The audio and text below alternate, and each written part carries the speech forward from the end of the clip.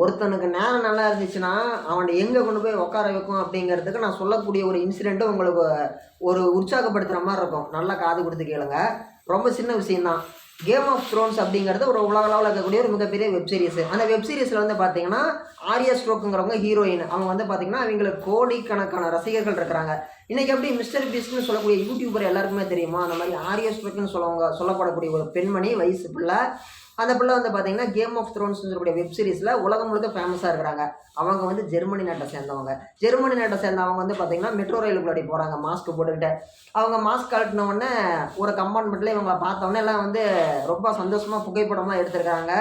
ரொம்ப சந்தோஷமாக எக்ஸைட் ஆகிருக்கிறாங்க. உடனே அந்த பொண்ணு மாஸ்க் போட்டுட்டு அடுத்த ஜங்ஷனில் இறங்கிட்டு மறுபடியும் வேறு ஒரு 100 மெட்ரோ ரயிலில் மாஸ்க் போட்ட மாதிரி இறங்கியிருக்கிறாங்க.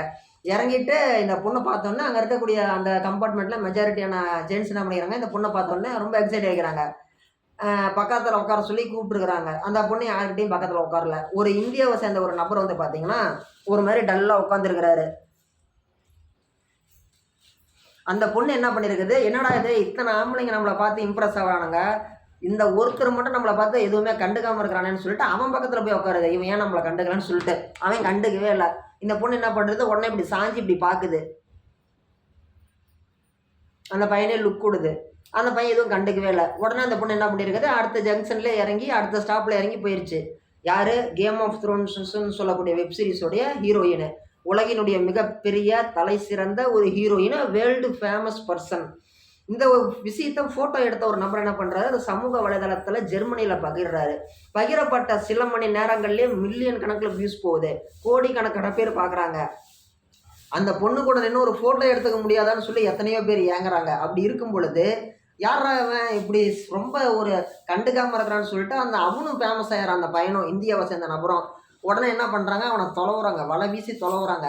நம்ம ஊரில் எப்படி ஏதாவது ஒன்று நடந்தால் உடனே ஒரு குறிப்பிட்ட ஒரு ஒரு ஒரு டிவி யூடியூப் சேனல்காரங்க எப்படி உடனே அவங்க வீட்டை தேடிட்டு ஓடுறாங்க. இந்த உங்கள் வாழ்க்கையில் நடந்த விஷயத்தெல்லாம் சொல்லுங்கள், பிஹைண்ட் வுட்ஸு. அவங்க போய் கேட்குறாங்கல்ல, உங்கள் வாழ்க்கையில் நடந்த முக்கியமான விஷயத்தெல்லாம் சொல்லுங்கள். நீங்கள் எப்போ பிறந்தீங்க, பிறக்கும் பொழுது உங்களுக்கு வயசு எத்தனை, நீங்கள் பிறந்தவுடனே ஃபஸ்ட்டு யார் பேரை சொல்லி கூப்பிட்டீங்க, இல்லை நீங்கள் பிறந்தவுடனே அழுதிங்களா அப்படின்னு சொல்லி நிறைய கேள்வி கேட்பாங்கல்ல. அந்த மாதிரி வந்து பார்த்தீங்கன்னா அந்த ஊரில் இருக்கக்கூடிய சந்து பொந்துலலாம் போய் தொலைவுறாங்க. அவனை தொலைவி பார்த்தா கடைசியாக கிடைச்சிட்டான். கிடைச்சவொடனே அந்த பையன்கிட்ட கேட்குறாங்க, ஏயா உலகத்திலே பெரிய ஹீரோயின்னு அவங்க வந்து உன் பக்கத்தில் உட்காடுறாங்க, நீ எதையுமே கண்டுக்காமல் இருக்கிறிய, என்னையா உனக்கு பிரச்சனை, யார் சாமி நீ அப்படின்னு கேட்குறாங்க. கேட்டவுடனே அந்த பையன் சொல்கிறான், கம்முன்னு போங்கய்யா, நானே இந்த ஊருக்கு வேலைக்கு வந்து ஜெர்மனிக்கு வேலை இல்லாமல் சுற்றிக்கிட்டு இருக்கிறேன், எனக்கு சாப்பாட்டுக்கே ரொம்ப கஷ்டமாக இருக்குது. இப்போ கூட அந்த ரயிலில் நான் வந்து டிக்கெட் எடுக்காமல் திருட்டுத்தனமாக தான் போனேன். திருட்டுத்தனமாக ரயிலில் போகிறதுன்னு ஒன்று நீங்கள் தமிழ்நாட்டில் இருக்கக்கூடிய மறைந்த முன்னாள் தலைவர் நினச்சிக்காதீங்க, ஓகேங்களா?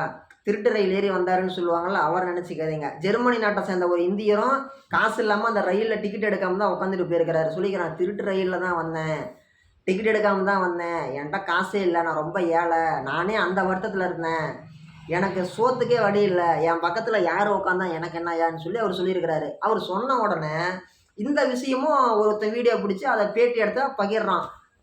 மில்லியன் கணக்கில் வியூஸ் பிச்சுட்டு போகுது. உடனே இந்த விஷயம் வந்து ஆர்யா ஸ்ட்ரேக்கு அந்த உட்காந்துருந்துச்சுல ஹீரோயின், அந்த ஹீரோயின் கண் பார்வைக்கு போகுது. அந்த பொண்ணு பார்த்த உடனே என்ன பண்ணுறது, இப்படி ஒருத்தன் கஷ்டப்படுறானேன்னு சொல்லிட்டு என்ன பண்ணுறது, உடனே தெரிஞ்சவங்க மூலியமாக பேசி அந்த நம்பூரில் எப்படி ஒரு கோட்டாவில் எப்படி ஒருத்தருக்கு வேலை கொடுப்பாங்க, கருணை இதில் கருணை மனு கருணை கோட்டா அப்படின்ற மாதிரி ஏதோ ஒரு இதில் வந்து வேலை கொடுப்பாங்கள்ல. இப்போ குடும்பத்தில் யாராச்சும் ஒருத்தருக்கு அரசு வேலை அப்படிங்கிறது சின்னதாக கொடுப்பாங்கல்ல. இப்போ ஏதோ ஒரு இன்சிடென்ட் நடந்துருச்சு, ஒரு துர்மரணம் ஆயிடுச்சு, அந்த குடும்பத்தில் இருக்க ஒருத்தருக்கு அரசு வேலைன்னு சொல்லி கொடுப்பாங்கல்ல சின்னதாக. அதே மாதிரி அந்த பொண்ணு என்ன பண்ணியிருக்குது, ரெக்கமெண்டேஷன் பண்ணி அந்த பொண்ணு மூலிமா இவருக்கு ஒரு கவர்மெண்ட் வேலை கிடச்சிருக்குது. தபால் துறையில் போஸ்ட்மேனாக போஸ்ட் ஆஃபீஸில் இவருக்கு ஒரு வேலை கிடச்சிருக்குது ஜெர்மனி நாட்டில். இவர் ஜெர்மனி நாட்டில் அந்த மாதிரி வேலை கிடச்சோடனே இவருக்கு உரிய அங்கீகாரம் கிடச்சிருக்குது. இந்த மாதிரி வேர்ல்டு ஃபேமஸ் பர்சனை தான் நான் கல்யாணம் பண்ணிக்கணும்னு சொல்லி ஜெர்மனி நாட்டை சேர்ந்த வேற ஒரு பெண்மணி வந்து இவரை திருமணம் ப்ரப்போஸ் பண்ணி இந்த பொண்ணை பையனை விரும்பி கல்யாணம் பண்ணியிருக்கிறாங்க. இதெல்லாம் நடந்து முடிஞ்சது வெறும் 20 நாளில் நடந்து முடிஞ்சிருக்குது. எப்படி இருக்குதுல்ல, ஒருத்தனுக்கு நேரம் நல்லா இருந்துச்சுன்னா அவன் வீட்டுக்குள்ளே தூங்கிட்டு தான் சரி, அவனை வந்து குண்டு கட்டாக தூக்கிட்டு போய் அவனுக்கு எல்லாமே செஞ்சு கொடுத்துரும் நேரங்காலம். இதுக்கு வந்து பார்த்தீங்கன்னா இந்த இன்சிடெண்ட் ஒரு நல்ல உதாரணம். கேட்கும் பொழுது உங்களுக்கு ஒரு உற்சாகமாக இருக்குதுல்ல. இந்த மாதிரி நல்ல நேரம் அப்படிங்கிறத நம்ம தேடி வர வேண்டிய நேரத்தில் கண்டிப்பாக நம்மளை தேடி வரும்.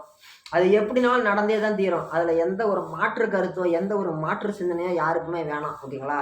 நல்லதே நினைங்க, நல்லதே நடக்கும்.